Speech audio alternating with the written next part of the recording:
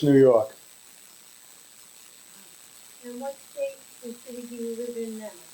I live in Trumbull, Connecticut, at Middlebrook Farms, an assisted living facility. So what war did you serve in? During the Vietnam conflict. And what rank of the service were you United States Army Reserves. in? What was your highest rank? Spec 5, E5. Were you drafted or did you try to get into war? I got into the reserves because I didn't want to be drafted. Where were you living at the time? Living in New York. Did you recall the date, month and year anyway? February 1964. If you were right in the middle of the Vietnam War, so you knew you were pretty likely to be drafted? Yes, I had already received the draft notice, and what I did is I got into the reserves before I had a report. Now, what did the reserves require for a commitment? 6 years, 6 months on active duty, and 5.5 years reserve service, where I had to go away for 2 weeks a year for the 5 years.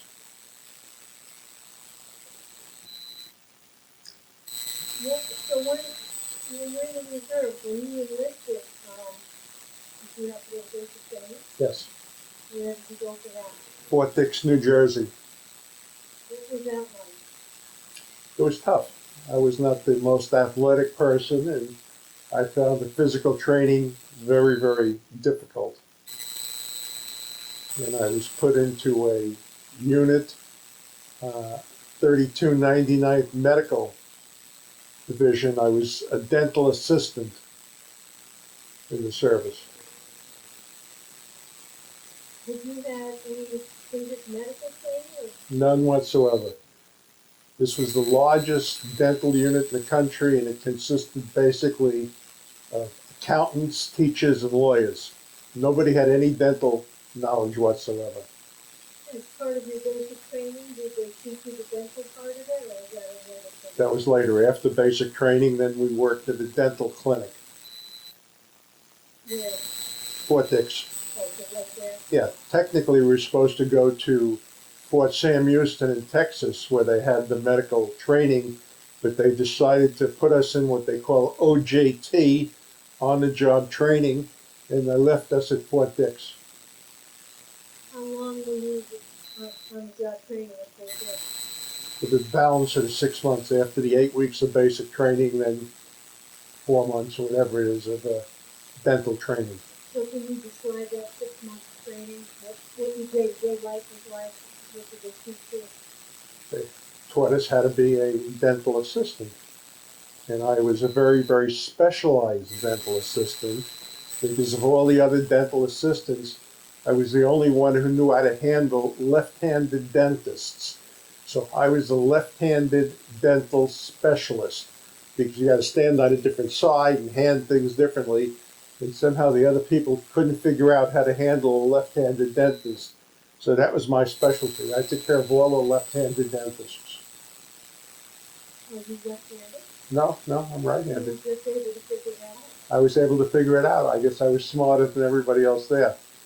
You know, it's difficult. You got to know which hand to hand the instrument to the dentist, where to set up for the injection to give them the lidocaine and all that. And I did it, and nobody else could figure it out.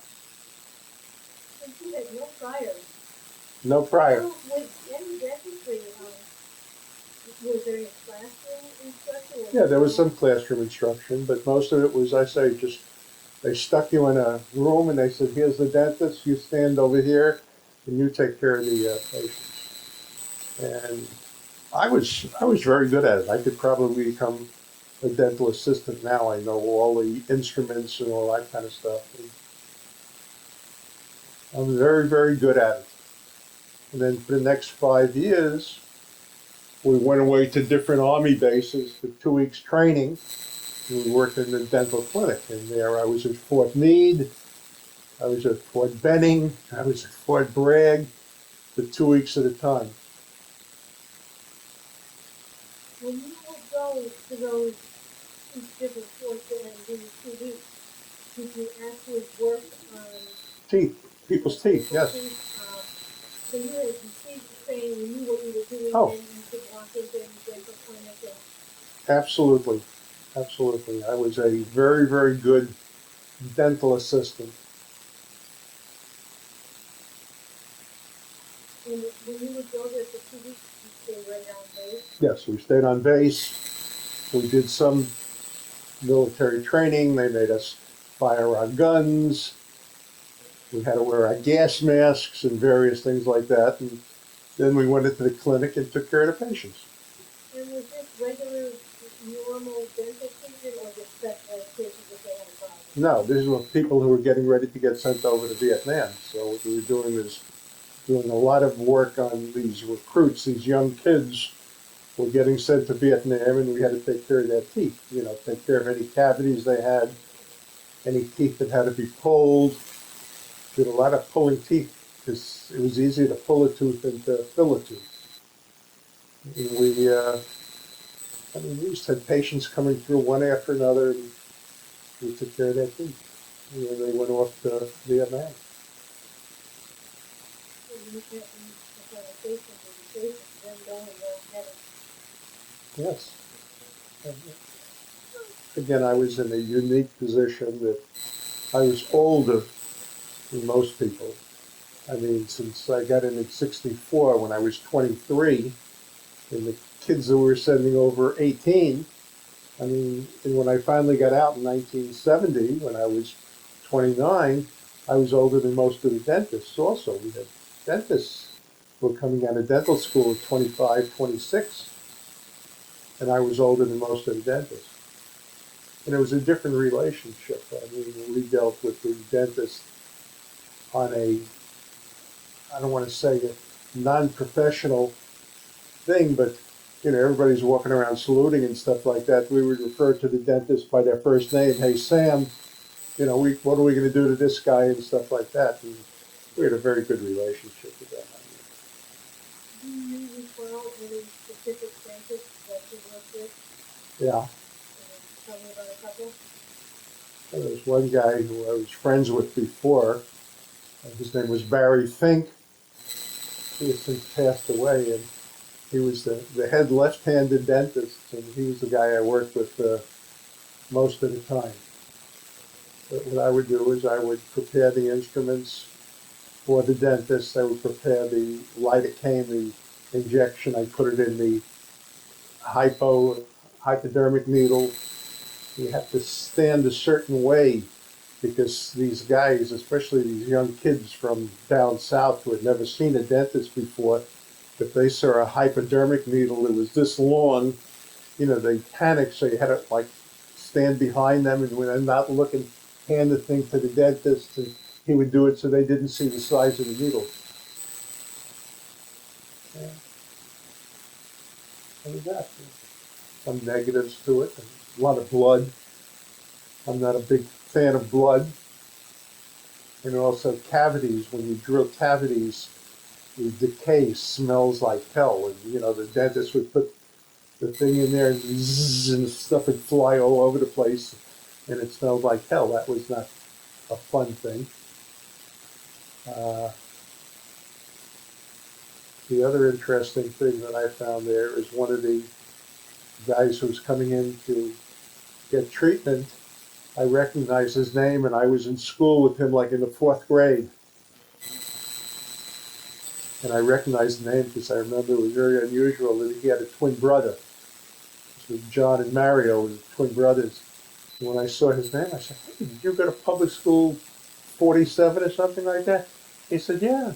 I said, "I was in your class at that time." That was interesting. Well, how did he remember you? No. Now, what? The only reason I remembered him was I said because he was a twin brother, plus the fact that the year we were in the fourth grade, his father passed away. So that's another reason why I remembered him. I have a fantastic memory. I can remember anything. Like we play trivia here, and I'm the best one in this place in trivia. I know trivia better than anybody else.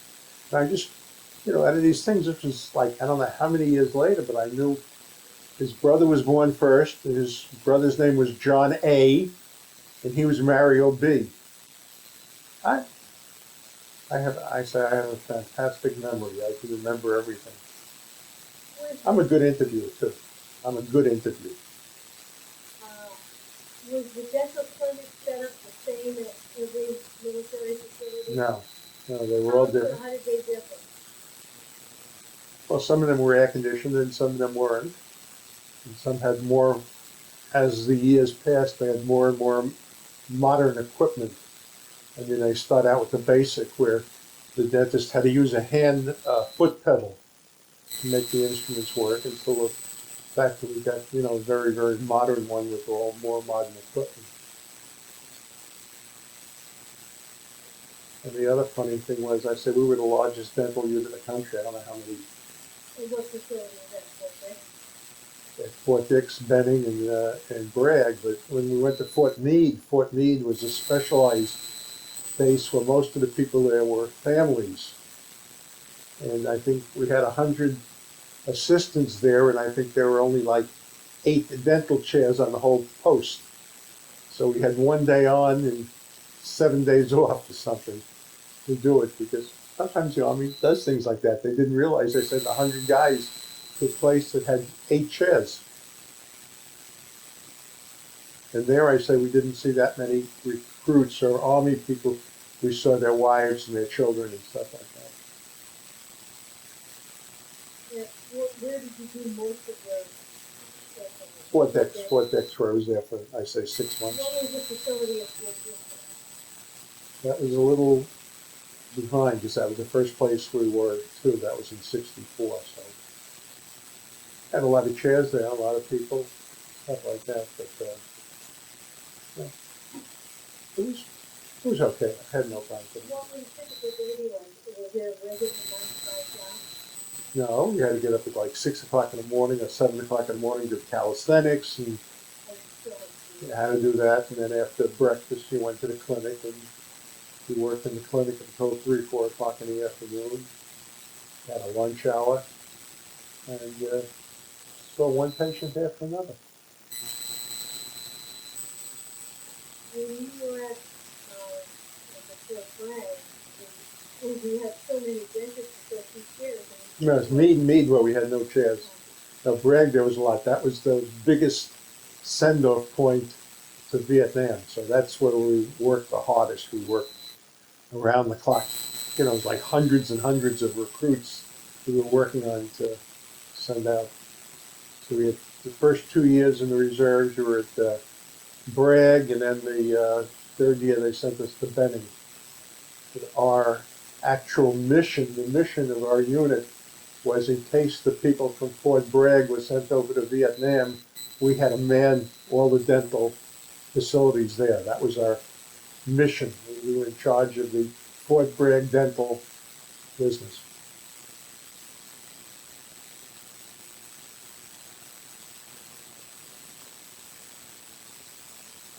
when you worked in the 2 weeks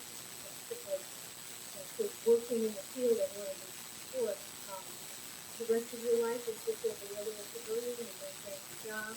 Maintained my job. We had to go once a week to the place in New York City where we had the films and stuff like that, where we did so. So it was one day a week and 2 weeks each summer. And the 1 day a week was right there, it was pretty local. Yeah, 42nd Street, New York, And, New York City.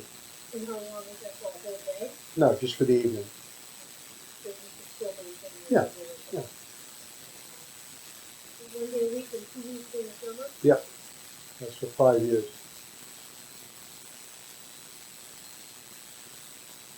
Did you ever have patients who had come from you? All No. the stories you're getting are guys that Yeah, are guys that are going over. No, we never saw anybody who came back. So for 5 years, it's a longer time, but less after time in.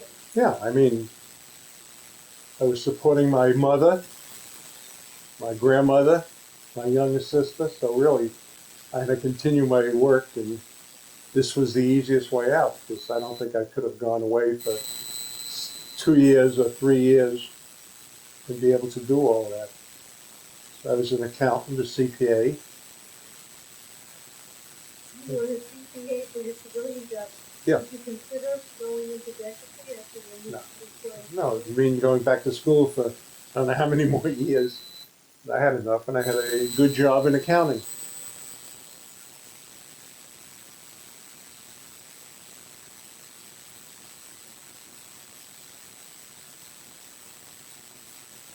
When you were away from home for the 2 weeks each year and into different places just so further away, how'd you stay in touch with your family back home? I called. I'm trying to think if my wife came down to visit me one of those places. I don't remember. Were you allowed to have family? Not in the barracks. I could stay in a motel or something like that there. We could have visits, but it was strictly 2 weeks only.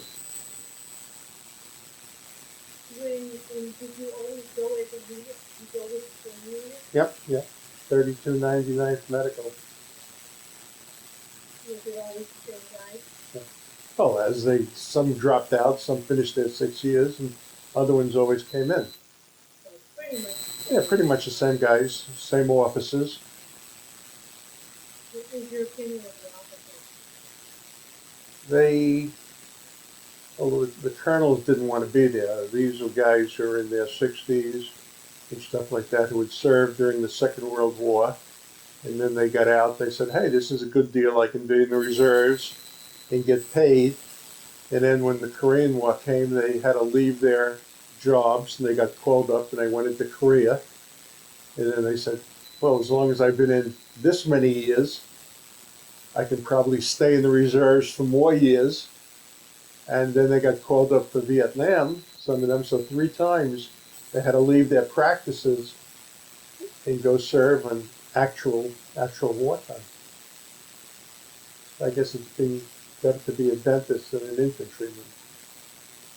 They said we had 3 colonels there who were 3 dentists from Brooklyn who really didn't want to be there.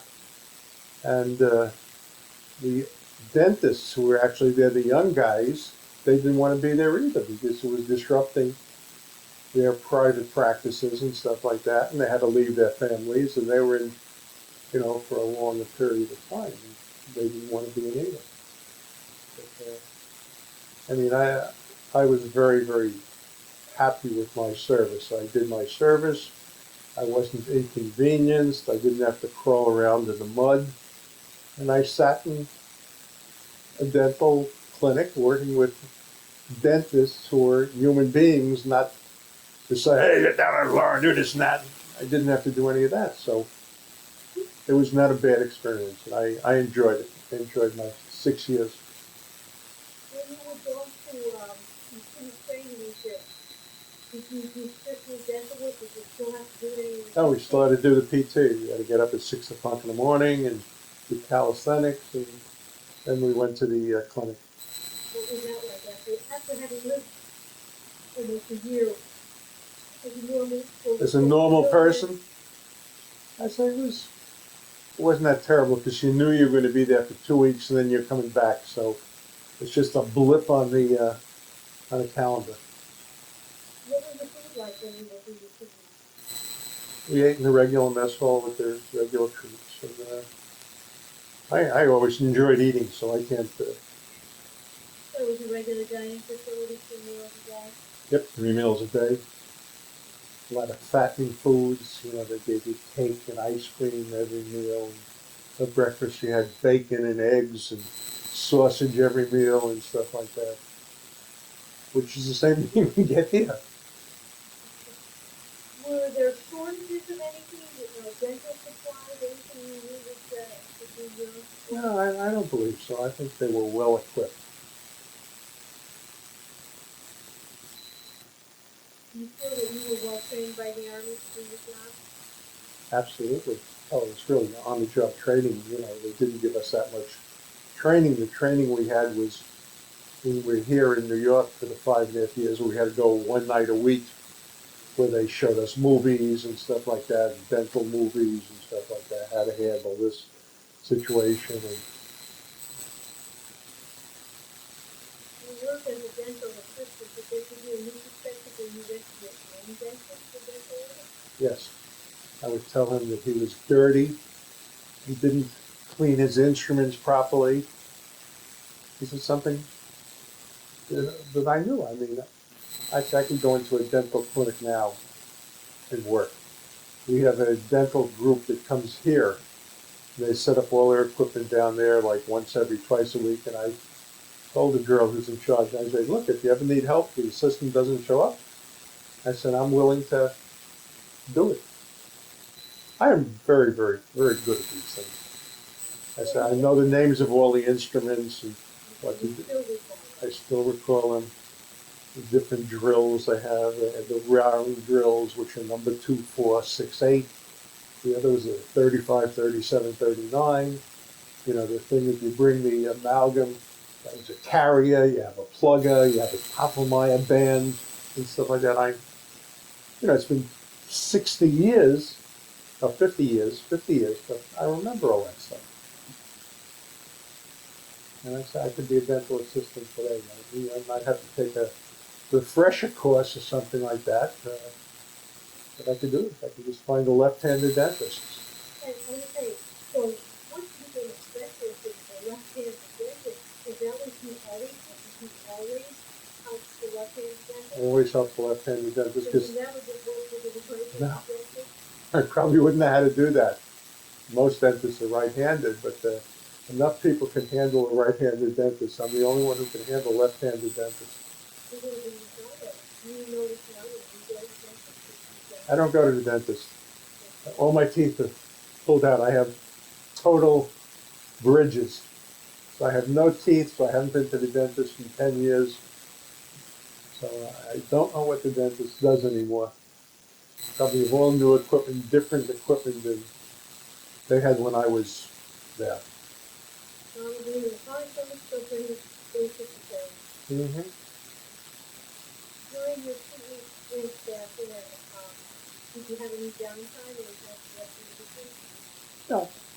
After you finished working at 4 or 5 o'clock, they had facilities, they had movie theaters on base, they had pool rooms and stuff like that. And, we could do anything we wanted to do.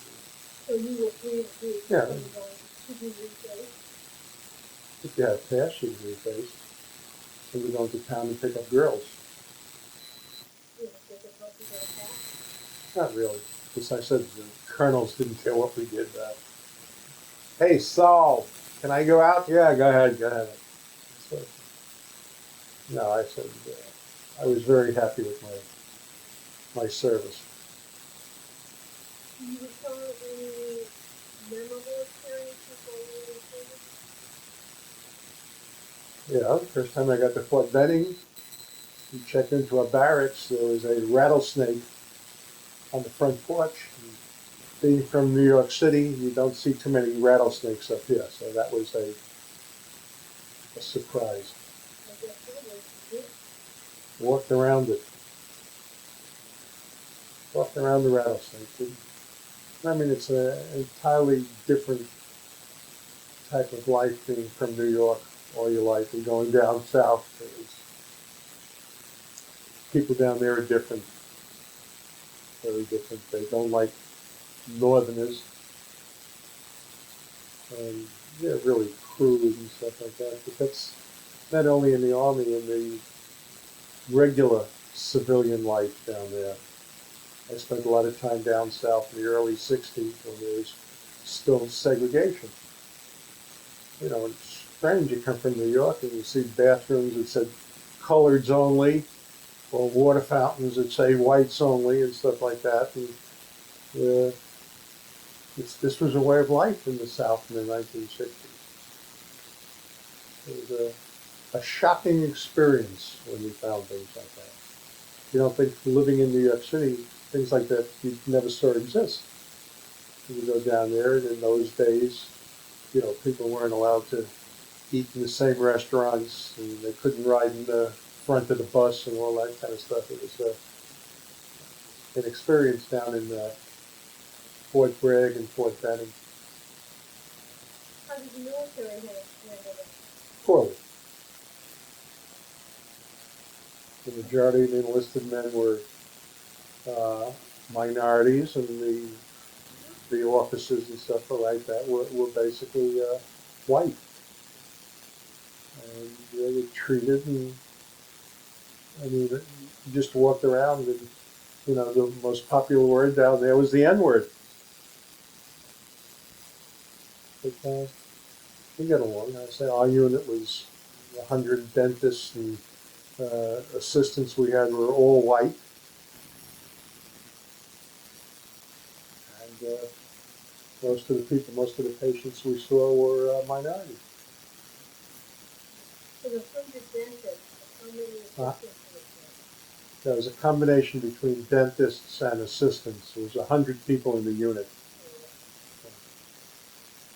What's the ratio? I mean, Probably one assistant per dentist? no. Probably we had 20 or 30 dentists and 70 assistants. What was your opinion of the fellow assistant? Yeah, some of them just didn't care. And some of them say, hey, I got to do it. I'm going to do the best I can. I mean, and some of the dentists also were there and they didn't want to be there. I mean, I've seen a dentist put the silver fillings in the guy's front teeth because he didn't want to bother putting in the non-silver. It was easier to just put the silver in there. You say the majority of the both dentists and the assistants were in there because of the wood and the grass? Yes. And they were performing. Yep. Yep. Nobody wanted to be there. Did you form any close relationships with any of your fellow soldiers? I was friendly with one guy there. Then I lent him money and he never paid it back. So it was a bad experience. Did you stay in touch with anybody from the military days? No.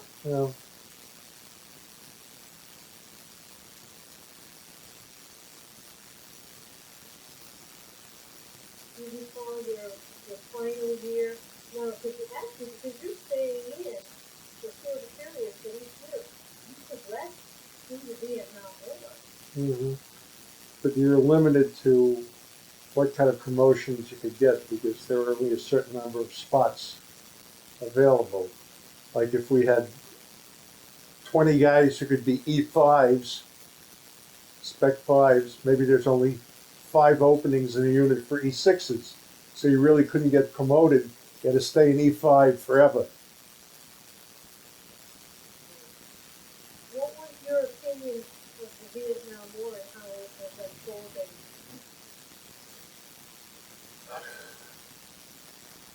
That's a tough question.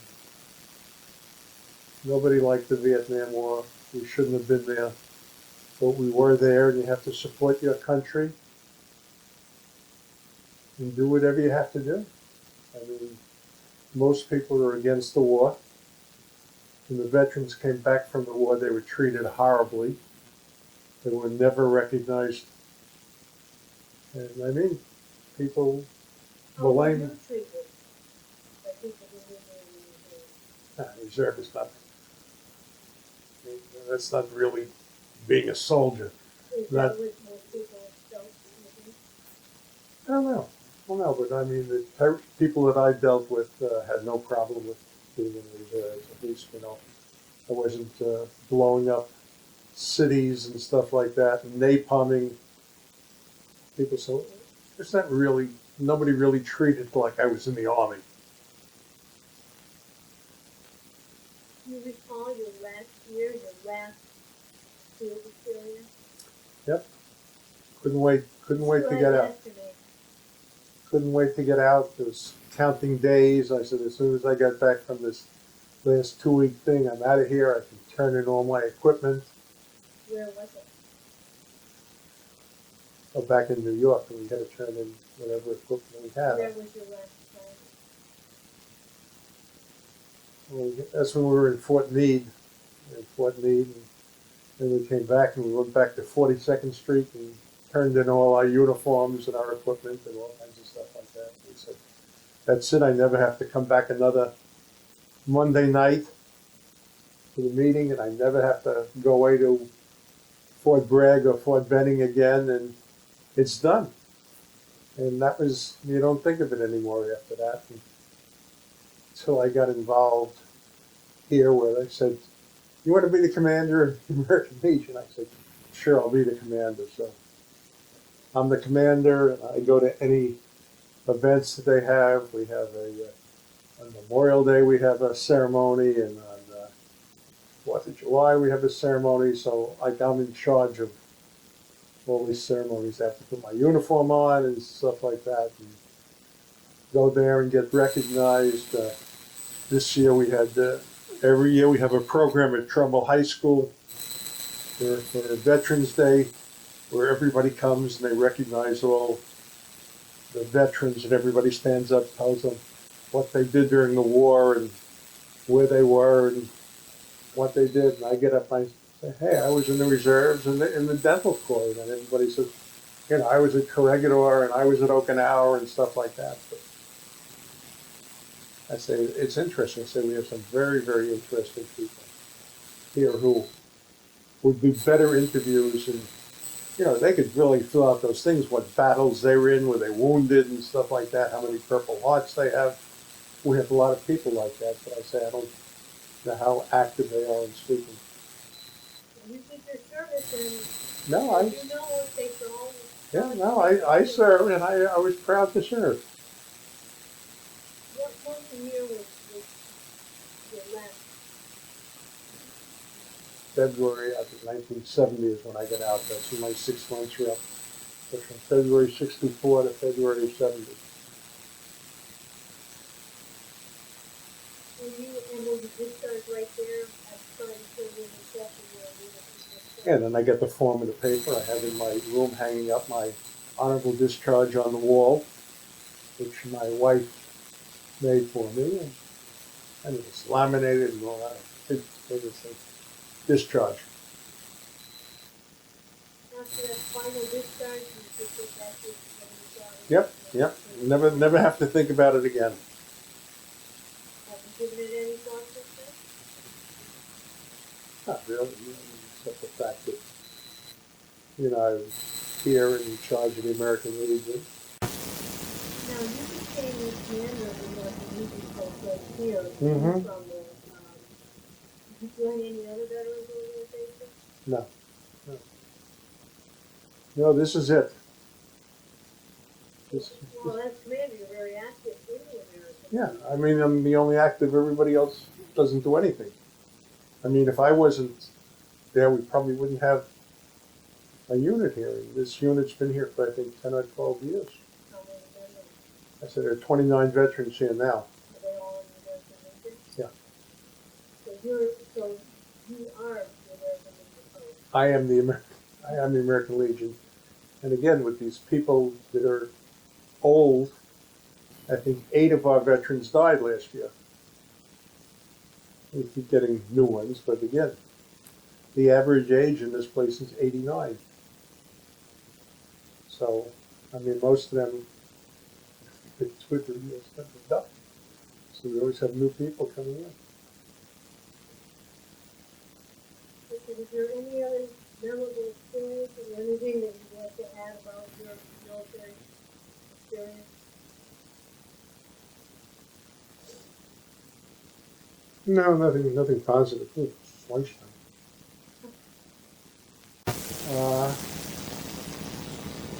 Another disappointing thing was I was friends in school with Simon and Garfunkel.